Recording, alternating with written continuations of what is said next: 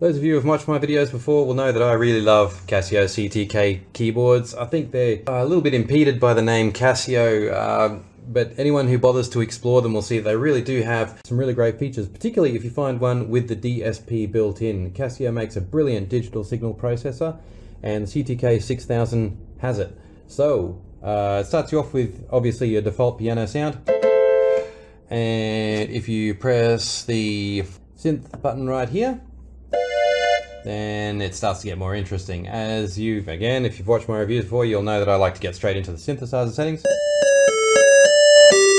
Right, there's a nice tough square wave. Let's see what we can do with the DSP to liven that up a little bit. You press function and mixer. Here it is. Okay, using the left, right, up, down keys, we can navigate through. Reverb's fine the way it is on page 1. So you can switch between having a selection of choruses to choose from, or you can have the DSP, which opens up a much bigger range of effects. So why would you ever not have the DSP switched on? I don't know.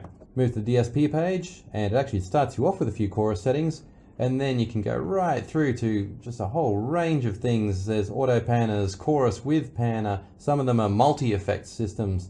There's rotary there, wah. So with virtually no effort at all there, I've already created something that's a reasonably interesting sound.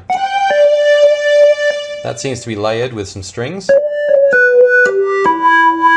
Layering is easily done just pressing the layer button here. Second layer on, second layer off. We'll stick to just one layer for the moment and cycle through some of these effects while with a compressor. So the sound has a lot more attack.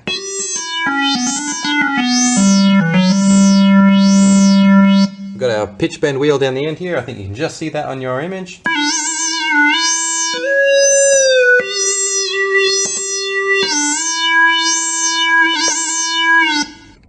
Okay, so just zooming in to have a little bit of a closer look at the screen. I don't know how clear that is for you, but that's the best I could do at this stage. I'm going to now show you the arpeggiator. This is a sound that's just similar to what I was showing you a moment ago. Arpeggiator is selected by holding down the arpeggiator button here, choosing from the list of 150 or so arpeggiators, and then pressing just a quick press on the button again to switch the arpeggiator on. So long press to choose, short press to activate. Okay, so did I turn that on just then? No, I didn't. Okay, here comes the arpeggiator.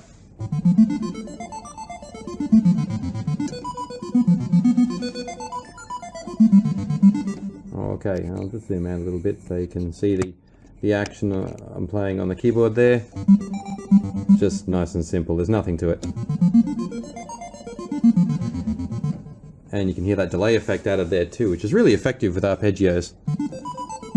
And I've created a few of these. I can record them just with one touch from my banks here. I've got 4 banks, and using the bank selector switch, there are 8 banks of 4. That not only saves the sound, it also saves the entire setup of the keyboard. And 8 times 4, so 32 different setups that I can have.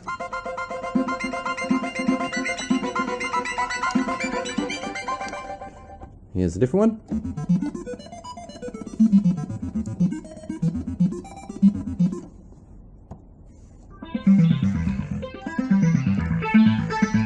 This one's interesting because it's reminiscent of 80s music.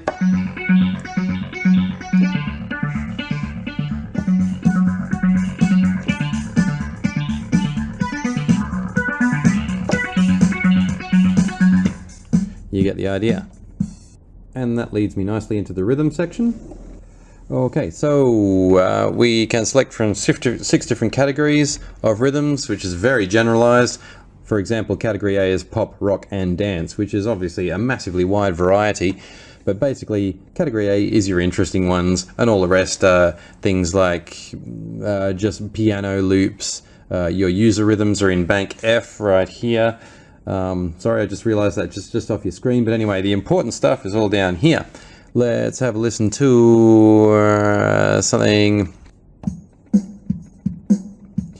Now, you can, with one touch, add your entire backing ensemble.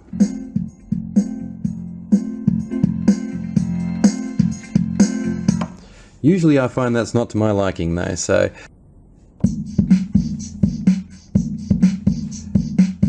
Some of these drum sounds are pretty tasty.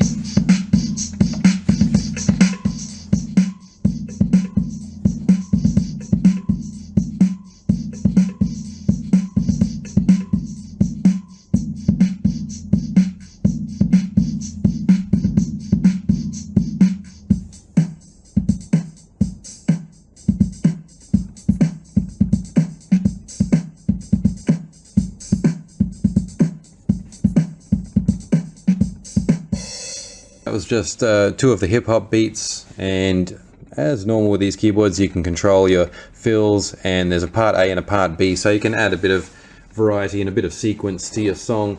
Okay, so now let's just take a closer look at the screen. Alright, I haven't got a decent tripod with me today, so I hope you'll forgive me if the screen's shaking around a little bit. Hopefully the shake fixer in YouTube will take care of that. Anyway, I was just in the rhythm section, so as you can see the rhythm bit is surrounded by those parentheses there, and I can go through using my little dial over here and choose anything from the huge range of beats. Okay, for this next part we're going to edit a sound. I've just chosen another basic synth sound, Polysynth 2, and I'm going to press the tone editor button right here, and that brings up first page of 7. You can see right here we navigate through the pages by using the direction keys here. Left and right will take us through the pages. Sometimes you can go up and down as well. Anyway, back to the main screen. Let's increase our attack time. 0 just means instant attack. Your sound appears straight away. A high attack time means it'll fade in a little bit more gently. And let's go down to release time, which is at the other end of the sound. So the higher your release time, the longer it will take the sound to fade away. Quite nice. Let's move on to page 2. And our cutoff, which will increase the brightness of the sound.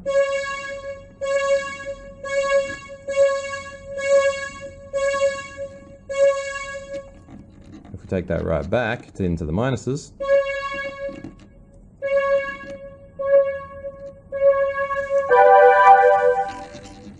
so let's bring that up quite high.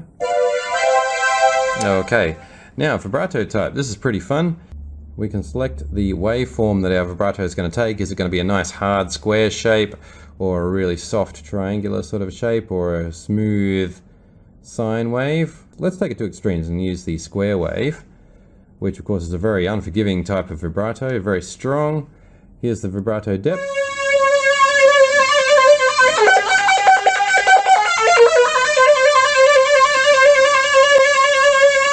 So yes, that's pretty extreme. Let's change it to a sine wave vibrato, which should be much smoother. And we can change the rate of that.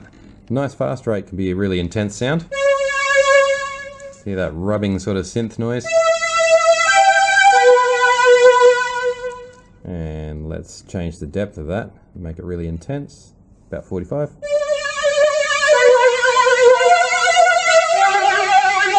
I would show you that with the pitch bend wheel too, but I don't have a free hand right now. I'm holding the camera, but anyway, you get the idea. And I'll slow down that rate again.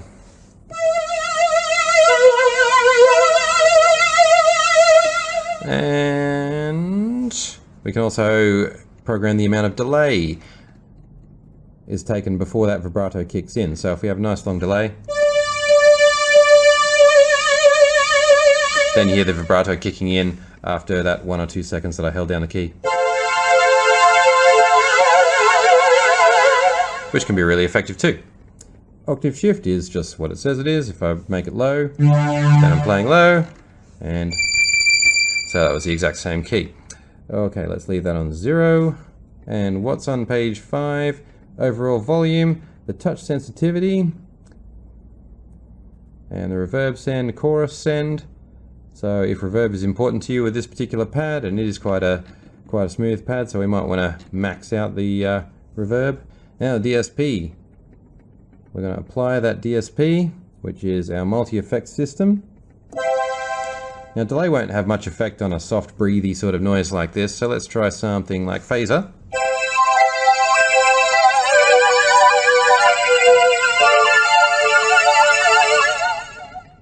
And now you can see we're on page 7 of 11. We have more pages now because we've selected that phaser. So here we can change the resonance of the phaser. That was set to a pretty resonant sort of level. It's slightly more subtle there, but still pretty strong. LFO rate, LFO depth. So again, we're controlling the cycles that the sound goes through. So you can hear that sort of choppy phaser sound. Increasing in speed in the background there. Let's slow that down a bit. And that's the depth of that LFO. So again, fairly extreme. And being a phaser, it can go through several cycles of waveform as well. So we can have a nice smooth sine waveform, triangular, or just random. Random's a lot of fun. This is again routed back to the reverb. So this is the amount of DSP that's going to be sent through the reverb. Let's max that out.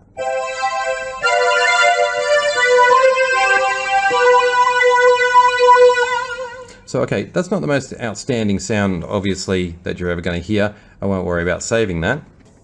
So having not saved it, it returns us back to the default way that sound is presented when you select it. But yeah, even though it's not the most amazing sound in the world, you've got something like 600 sounds to choose from. I think it's 670 actually. And if you imagine all the possibilities with your 200 effects banks that you can program, and 670 sounds, plus those tone editor functions there, as well as layering up to 2 sounds at once, you have a pretty good range of sounds at your disposal there. So in summing up, I'd say the CTK 6000 is really comprehensive. It's great fun for a beginner, but also pretty formidable if you're someone who's starting to get into synth programming and you don't want to go all out with a $5,000 Roland or Korg system. This is something that will really get you close to that mark while only costing you a few $100s. Just have a quick look around the back and we will find darkness. Yes, we'll find complete darkness. I don't have enough light. Let's try getting it up to a better angle. Okay, so we've got lines out there, left and right sockets. There's our power going in. This is our audio in. So if you want to connect something else with a 3.5mm jack, that can be done, and it does have a pretty nice set of monitors inside it too, so the sound quality you're going to get out of that if you put your iPod through it, for example, is going to be pretty nice. Now this is the important bit down here. Oh sorry, there's one more bit here. What have we got? Sustain, so you can attach a pedal to that, your headphone socket of course, but here's where the action is. USB socket and an SD card slot. So if you program a song on this, it can actually convert it to a WAV file for you on board and save it to your SD card right here. Now that is a brilliant feature because that gives you a completely noiseless recording of USB, all the usual features that you'd expect of USB, i.e. transferring files to and from the unit, live recording, all sorts of things. There's those monitor speakers again, which like I said are of really high quality. They're 6 watts each, so they're fairly loud. Keyboard has a nice feel to it as well. Selector dial there. On the bottom left there you can see the transpose section there, which also acts as yes, no buttons and a whole set of functions to set up the keyboard with the defaults that you need to do whatever it is you want to do. And your direction keys down there. So what an excellent package. CTK 6000 by Casio.